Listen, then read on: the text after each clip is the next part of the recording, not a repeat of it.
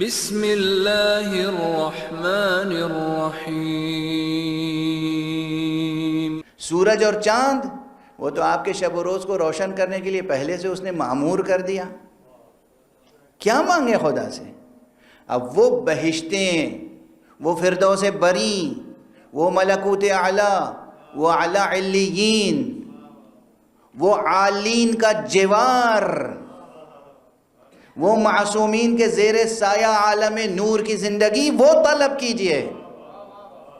حکومت علی کو قبول کرنا یعنی علی کے علاوہ دوسری ہر حکومت کو رد کرنا، ٹھوکر مارنا۔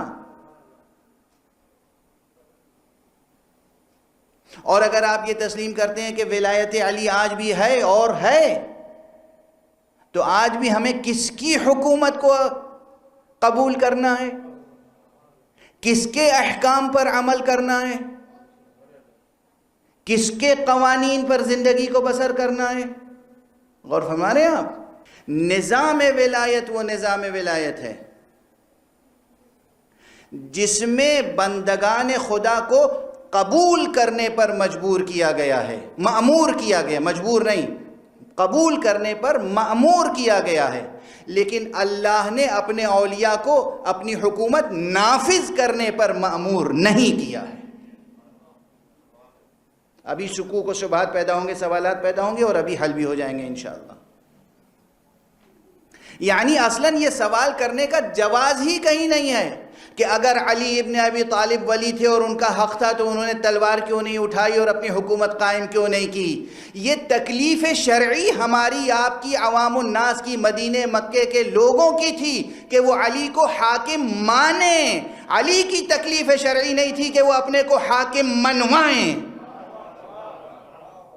یہ بالکل ایسا ہی ہے، ہماری آپ کی تکلیف شرعی ہے کہ ہم خدا کو خدا مانیں اور سجدہ کریں، رکوع کریں، نماز پڑھیں، روزہ رکھیں، اللہ کے حکم کو بجا لائیں، یہ ہماری تکلیف شرعی ہے۔ ایک شخص آپ کو ایسا مل جائے کہ میں نماز نہیں پڑھتا، میں روزہ نہیں رکھتا، کیوں صاحب؟ کسی دن اللہ نہیں آیا، اس نے میرے سامنے لوٹا بھر کے رکھا ہی نہیں کہ چلو وضو کرو میری نماز پڑھو۔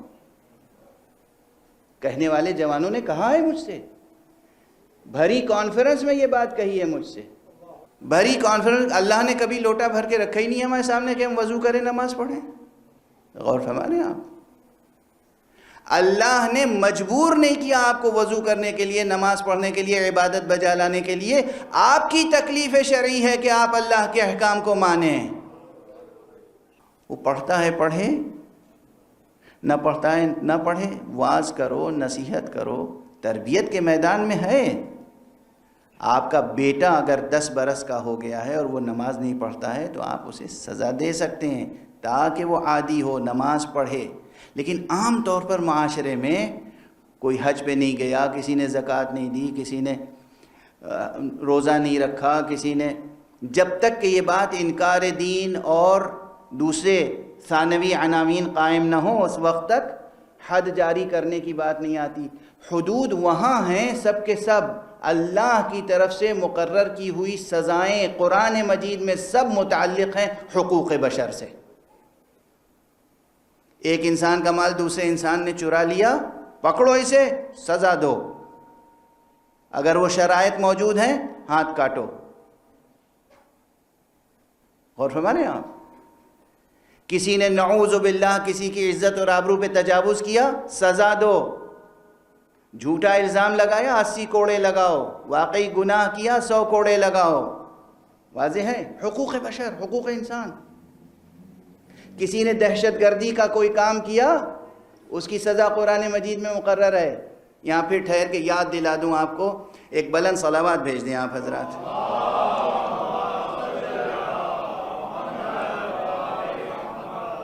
جب یہ دہشت گردی وغیرہ کا، ٹیررزم کا غلغلہ شروع ہوا ہے تو اس وقت میں اتفاق سے نیو یارک گیا ہوا تھا، اور میرے ایک برادر مکرم ڈاکٹر رضوان کاظمی صاحب نے خصوصی مجلس منعقد کی تھی۔ اس مجلس میں میں نے یہ بیان اس وقت پیش کیا تھا، اور پھر اس کے بعد مقالہ بھی لکھا، اور وہ مقالہ ہندوستان کے الہ آباد ہائی کورٹ کے جرنل میں بھی چھپا۔ اور اس وقت کے جو وہاں ہائی کورٹ اور سپریم کورٹ کے بہت سے ججز تھے، غیر مسلم ججز، انہوں نے ای میلیں کر کے اور ٹیلی فون کر کے اور شکریہ ادا کیا کہ بھئی آپ نے تو بہت ایک مبہم مسئلے کو روشن کر دیا۔ میں نے گزارش کی تھی کہ یہ یونائٹڈ نیشنز میں عالمی کانفرنس ہوئی اور گویا پوری دنیا کی ذہانتیں جمع ہو گئیں اور 3 دن تک کانفرنس ہوئی، اور اس کے بعد کانفرنس حاصل ہوئی یہ ٹیررزم کی ڈیفینیشن پر بھی متفق نہ ہو سکے۔ آج تک یہی مسئلہ ہے، اور جب تک آپ کسی چیز کی ڈیفینیشن ہی پر متفق نہیں ہو سکیں گے اس وقت تک آپ اس کی سزا کیا تجویز کریں گے؟ 21ویں صدی کی انسانیت کا المیہ اس سے بڑا کیا ہوگا کہ پورے گلوب پر سے جو آپ کی ذہانتیں ہیں وہ ذہانتیں جمع ہوتی ہیں کہاں پر؟ یونائٹڈ نیشنز میں، ایک سے ایک دانشور، پڑھے لکھے، ماہر سیاستداں، اکنامسٹ وغیرہ وغیرہ وغیرہ، یہ انسانی ذہانتیں جمع ہو کر ایک مسئلے کی یعنی صرف ٹیررزم کی ڈیفینیشن معین نہیں کر سکی، اور جب ڈیفینیشن ہی معین نہیں ہو سکی تو سزا کیا ہوگی اور مسئلے کا حل کیا ہوگا؟ واضح ہے مسئلہ۔ اور خدا کی قسم یہ قرآن مجید ہے کہ جس میں ٹیررزم کی بہت واضح ڈیفینیشن بھی موجود ہے اور اس کی سزا بھی موجود ہے۔ یہاں امتحان گاہ ہے، امتحان گاہ میں اب یہ نہیں کہ آپ میں سے ہر ایک کو، تمام اسٹوڈنٹس کو جبراً لکھوائے گا جواب اور پاس کرائے گا۔ واضح ہے؟ ہر ایک کے سر پہ چھڑی لے کے کھڑے ہوگا کہ یہ سوال ہے، اس کا یہ جواب لکھو ورنہ فیل ہو جاؤ گے۔ ایسا کہیں اس امتحان نہیں دیکھا ہوگا آپ نے، وہاں تو چھڑی لے کے کھڑے ہوں گے کہ نقل نہ کرو، خود اپنی تیاری سے جو آئے ہو وہ لکھو۔ یہ روزانہ کی مثال آپ کے سامنے ہے۔ یہ دنیا دار امتحان ہے۔ یہاں پہلے پڑھا دیا گیا دین، شریعت، اصول دین، فروع دین بتا دیا، روشن کر دیا، اور اس کے بعد کہا امتحان گاہ میں ہو، اب تمہیں احکام الہی پر عمل کرنا ہے۔ اب تم امام معصوم سے، نبی سے، رسول سے، ولی سے یہ توقع نہ کرو کہ وہ اپنے کو منوانے کے لیے تلوار اٹھائے گا، تمہیں خود تسلیم کرنا ہے، تب امتحان میں کامیاب ہوگے۔ تمہیں تسلیم کرنا ہے۔ تم نے سنا رسول اللہ نے بتایا کہ اللہ نے کہا ہے کہ میرے بعد علی ولی ہیں، سن لیا تم نے؟ اللہ کا حکم، رسول کا حکم سن لیا تم نے؟ اب کیا چاہتے ہو علی سے؟ اب علی کا مطالبہ تم سے ہے، تمہارا مطالبہ علی سے نہیں ہے۔ بادل کا یہ فرض نہیں ہے کہ جب تک تمہارا برتن بھر نہ جائے وہ تمہارے اوپر خاص طور سے بارش کرتا رہے۔ عجیب و غریب مثال ہے، نئی مثال ہے غالباً، واضح ہے مثال۔ آپ کہیں یہ بادل میرے گھر پہ کیوں نہیں برسا اور میرے ظرف کیوں نہیں بھر گئے؟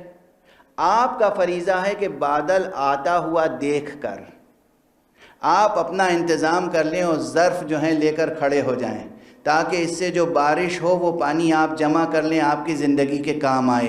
امام معصوم کی موجودگی سحاب رحمت کی طرح ہوتی ہے عالم بشریت پر، جس کا چاہے فائدہ اٹھا لے، جو محروم ہو رہ جاتا ہے وہ ناکام ہوتا ہے۔ اس دار امتحان میں، یہ دار امتحان ہے، دار امتحان کے معنی یہی ہیں، دار تکلیف اور دار امتحان کے یہ معنی ہیں۔ اس لیے عرض کر چکا ہوں کہ اللہ سبحانہ و تعالیٰ کے بنائے ہوئے یہ اولیاء اور ائمہ، ان کی یہ کیفیت نہیں ہوتی ہے کہ یہ اقتدار پرست نہیں ہوتے ہیں۔ انہیں اپنے اقتدار، اپنی کرسی، اپنے تخت، اپنے تاج، اپنے کو حاکم منوانے کی فکر نہیں ہوتی۔ اگر یہ ولایت کا تصور ہے تو باطل ہے، یہ ولایت کا تصور ہے تو باطل تصور ہے۔ یہ ولی ہیں، اللہ کی طرف سے ان کے پاس اختیار ہے، اللہ نے اعلان کرا دیا کہ انہیں تسلیم کرنا ہے۔ اب تسلیم کرنا امت کی تکلیف شرعی ہے، چاہے وہ امام امیر المومنین علی ابن ابی طالب علیہ السلام ہو، چاہے امام حسن مجتبی علیہ السلام ہو، چاہے امام حسین شہید کربلا ہوں، چاہے امام سید سجاد ہوں، تا آخر۔ اور اسی لیے ایک جملہ بہت پہلے عرض کیا تھا، اس وقت عرض کر دوں، لطف حق ہے کہ امام زمانہ پردہ غیب میں ہیں، اور یہ اس وقت تک پردہ غیب میں رہیں گے جب تک کہ انسانیت کی اکثریت معصوم کی حکومت کی دل سے آرزو مند نہ ہو جائے۔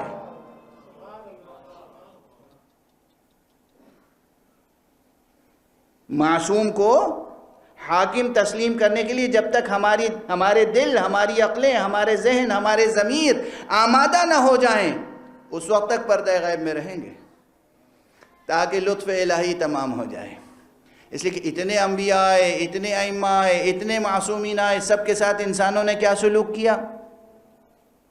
تسلیم کیا یا روگردانی اور سرکشی سے کام لیا؟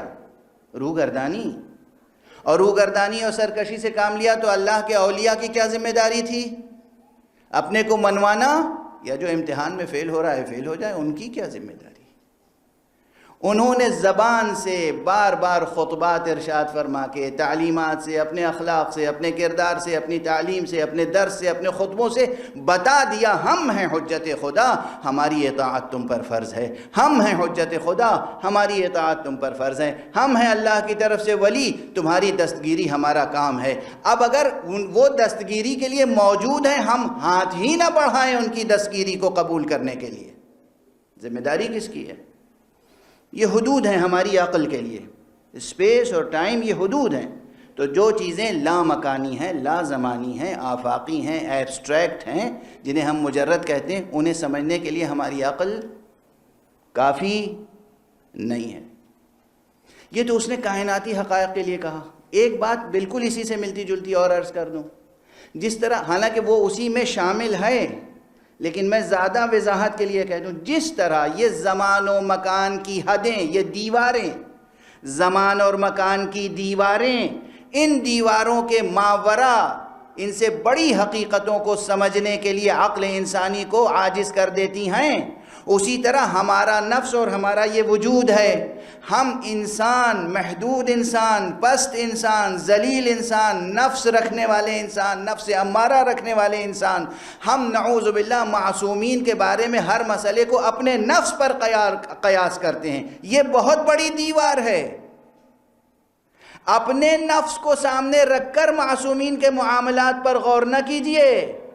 جب تک اپنے نفس کو سامنے رکھ کر آپ معصومین کے بارے میں سوچیں گے، آپ صحیح نتائج تک نہیں پہنچ سکتے۔ آپ کا حکومت کرنے کا انداز الگ ہے، آپ کی سلطنت قائم کرنے کا اسلوب الگ ہے۔ معصومین علیہم السلام کا بندگان خدا کو فیض پہنچانے کا اسلوب ہی الگ ہے۔ یہ فقر کے عالم میں دوسروں کے لیے سخاوت کرتے ہیں، یہ بظاہر کمزور نظر آتے ہیں، لیکن جب میدان میں جاتے ہیں تو شجاع نظر آتے ہیں۔ آپ جنگ کرنے کے لیے اسلحے کے محتاج ہوتے ہیں، ان سے میدان جنگ میں بھی کوئی ان سے اسلحہ مانگ لے تو یہ اسے اسلحہ دے دیتے ہیں۔ کوئی اسلحے سے قتل کرتا ہے، یہ اسلحہ دے کر اس کے قلب کو جیت لیتے ہیں۔ ان کا اسلوب ہی الگ ہے۔ رسول اللہ صلی اللہ علیہ وآلہ وسلم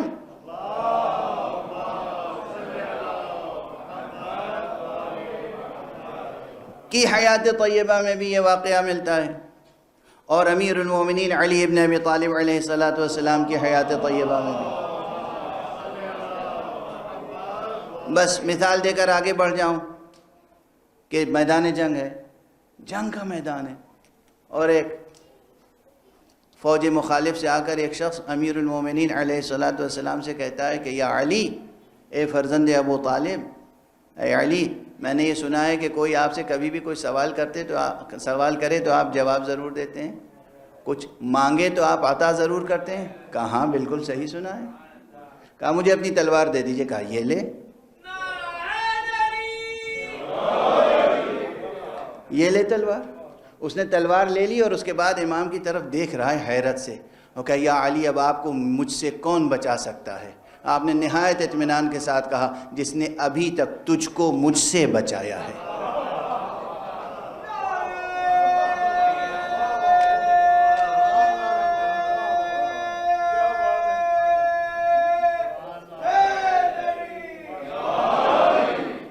جس نے اب تک تجھ کو مجھ سے بچایا وہی مجھ کو تجھ سے بچا سکتا ہے؟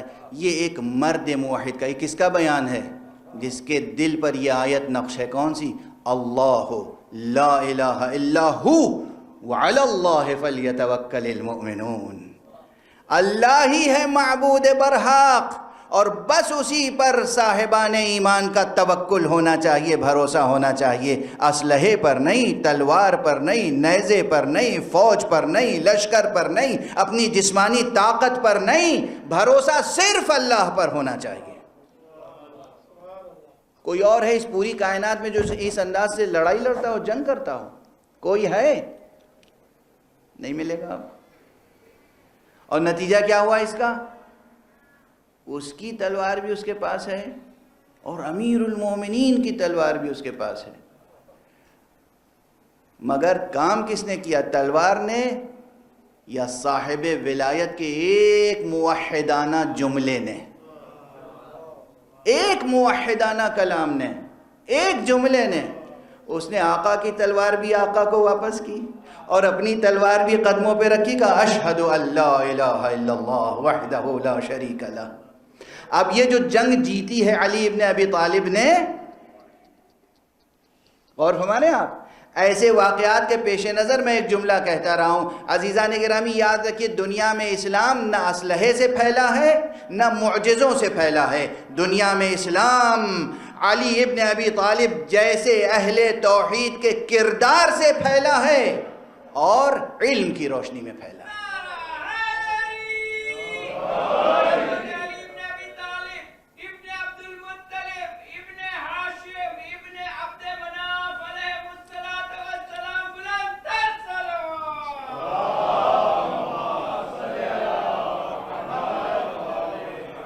دنیا میں اسلام پھیلا ہے علم اور کردار سے، تلوار اور معجزے سے نہیں۔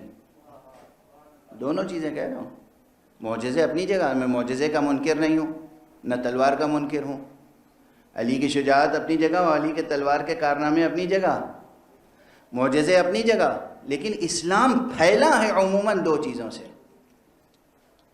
علم لدنی رکھنے والوں کا علم اور اللہ والوں کا کردار۔ امیر المومنین علی ابن ابی طالب علیہ السلام کی کامیابی کی ایک سب سے بڑی دلیل، بہت سی دلیلیں، ایک سب سے بڑی دلیل یہ ہے کہ جب امام امیر المومنین کی شہادت ہوئی تو پورے مملکت اسلامی نے اور خاص طور سے عراق نے اور کوفہ نے فوراً بغیر کسی سیاسی اہتمام کے آ کر کس کی بیعت کی؟ تاریخ کیا کہتی ہے؟ حسن ابن علی کی۔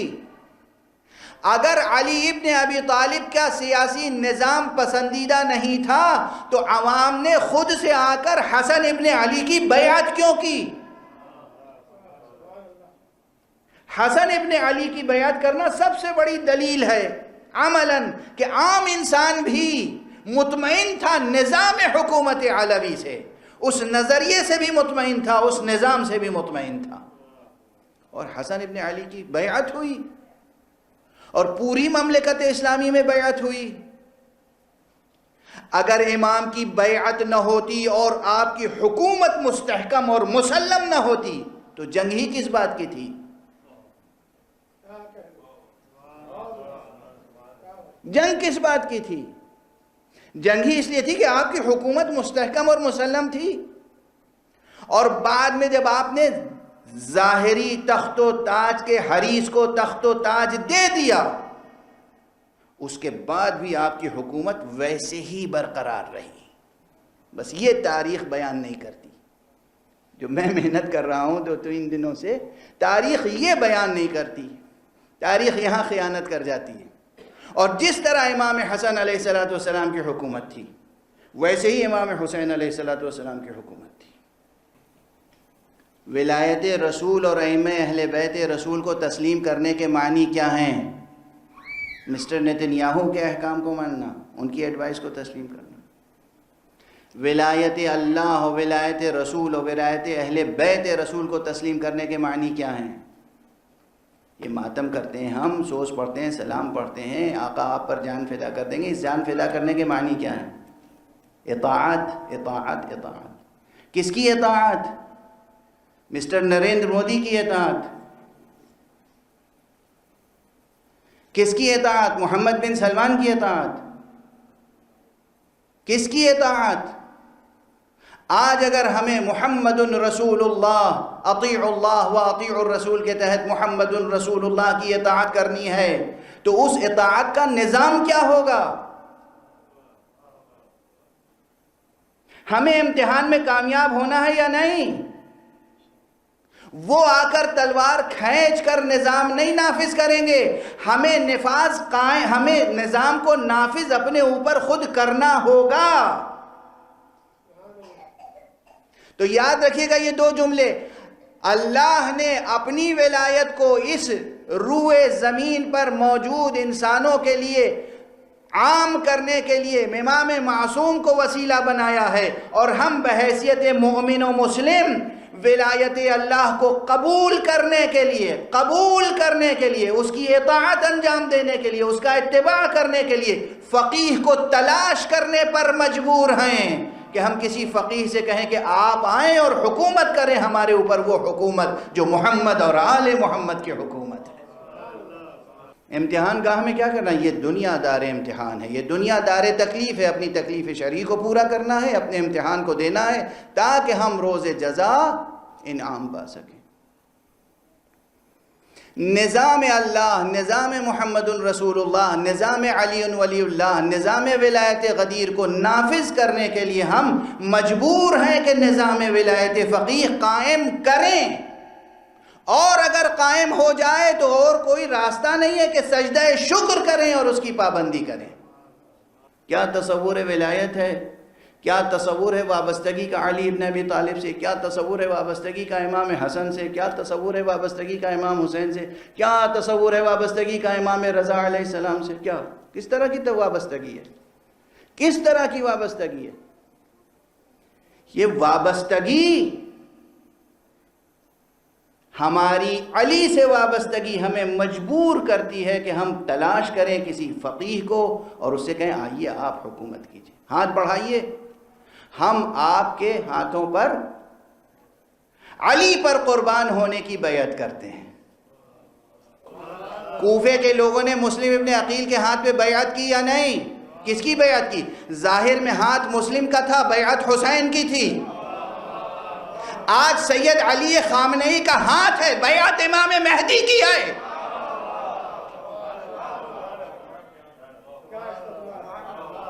ہم انہیں معصوم نہیں کہہ رہے ہیں، ہم مسلم ابن عقیل کو بھی معصوم نہیں کہتے، مسلم ابن عقیل کو معصوم نہیں کہتے، مگر مسلم ابن عقیل پر امام حسین معصوم کی بیعت کی تھی ہم نے۔ ہم آقائے خامنئی کو معصوم نہیں کہتے، مگر امام مہدی منتظر، امام حجت معصوم کی بیعت ہم ان کے ہاتھوں پہ کر رہے ہیں، کر سکتے ہیں اور کرنا چاہیے۔ پیغمبر کی شہادت عظمیٰ، آقا امام حسن کی شہادت عظمیٰ، حضرت امام رضا کی شہادت عظمیٰ، اور یہی تو وہ تاریخیں بھی ہیں۔ ہم ان تینوں معصومین سے دست ادب جوڑ کے کہتے ہیں آپ ہی نے تو سکھایا ہے، کوئی بھی مصیبت پڑے جب رونے کا دل چاہے تو حسین پر رو۔ امام رضا کا جملہ ہے، امام رضا کا جملہ ہے، یا ابن شبیب، اے فرزند شبیب، اگر کسی پر بھی رونے کا دل چاہے تو میرے جد مظلوم حسین پر گریہ کرنا۔ اس لیے بس چند فقرے عرض کروں گا معال مجلس کے لیے۔ پروردگار آپ حضرات کی آنکھوں کو غم حسین میں کبھی خشک نہ رکھے، غم اہل بیت میں آپ کی آنکھیں کبھی خشک نہ ہوں، اور سوائے غم اہل بیت کے کبھی آپ کی آنکھیں نم نہ ہوں۔ مصیبتوں کو برداشت کیجیے، دنیا کی عام مصیبتیں، دنیا کی عام مصیبتیں، زندگی کی عام مشکلیں، انہیں برداشت کیجیے۔ گھریلو مشکلیں، خاندانی مشکلیں، رزق روزی کی مشکلیں، صحت اور بیماری کی مشکلیں، دنیا کی سیاسی مشکلیں، ان مشکلوں کو مردانہ وار برداشت کیجیے، آنکھوں میں آنسو نہ آنے پائیں، دشمن آپ کے چہرے پہ تھکن نہ دیکھے، انکسار کی علامت ظاہر نہ ہو، مگر ہاں اگر اہل بیت کی مصیبت بیان ہو تو آپ کے چہرے پر اطمینان باقی نہیں رہنا چاہیے۔ اہل بیت کی ایک ذرا سی مصیبت بھی سامنے آئے تو پھر اطمینان باقی نہیں رہنا چاہیے۔ ایک جملہ سر و سینہ پیٹنے کے لیے کافی ہے۔ امام رضا جیسے معصوم کو حاکم وقت نے زہر سے شہید کر دیا، وہ بھی زہر ایسا زہر تھا، یعنی امام حسن علیہ السلام کے لیے یہ ہے کہ 40 دنوں تک آپ کے سامنے تشت لایا جاتا تھا اور آپ کے لعاب دہن کے ساتھ جگر کے ٹکڑے آتے تھے، خون کے ٹکڑے آتے تھے۔ امام رضا علیہ السلام کو وہ زہر کاری دیا گیا تھا کہ ایک شب و روز، ایک شب نہیں گزری تھی کہ آپ نے اس دنیا سے آنکھیں بند کر لی۔ مگر آقا امام رضا، آپ کے مصائب کی کتابیں جب پڑھتا ہوں تو یہ ملتا ہے کہ باعجاز مدینے سے آپ کا بیٹا حضرت امام محمد تقی آئے، انہوں نے غسل دیا، کفن دیا، اور پھر آپ کا جنازہ سیاسی مصلحتوں سے صحیح مگر خود مامون نے یعنی قاتل نے بہت اہتمام سے اٹھایا، بہت اہتمام سے اٹھایا، اور اس کے بعد بہت اہتمام سے دفن کیا۔ آقا، آپ کی اس مصیبت میں ہم آپ کے جد کا تذکرہ کرتے ہیں، کس مظلومیت سے حسین شہید ہوئے، کس مظلومیت سے حسین کا لاشا پامال ہوا، کس مظلومیت کے ساتھ بے گور و کفن چھوڑ دیا گیا لاشا۔ بی بی جناب زینب مدینے کی طرف رخ کر کے فریاد کرتی تھی، نانا رسول اللہ، یہ آپ کا فرزند ہے جو خاک و خون میں عریاں زمین کربلا پر پڑا ہوا ہے، اجرکم علی اللہ۔ یہ جو سفر کی آخری تاریخیں ہیں، اس میں یقیناً آپ کے ذہنوں میں ہے کہ اب وہ آقا حسین کا لٹا ہوا اسیروں کا قافلہ شام سے واپس آیا ہے، اور کربلا میں 40 کے موقع پر زیارت حسین کر کے اب یہ قافلہ مدینے واپس جا رہا ہے۔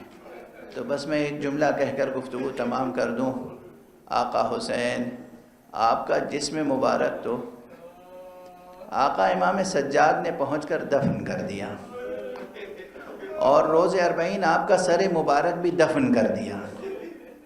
یقیناً آپ کے جسم مبارک پر بے پناہ زخم تھے، مگر ان تاریخوں میں جب یہ قافلہ مدینے پہنچا ہے تو اس وقت تک آقا امام سجاد کی گردن سے، آپ کی کلائیوں سے، آپ کی پنڈلیوں سے لہو رس رہا تھا، خون کے قطرے بہہ رہے تھے، اور جب قافلہ مدینے میں داخل ہوا ہے تو مدینے کے ہر گھر سے وہ شور بلند تھا، واہ حسینہ واہ علیہ واہ محمدہ۔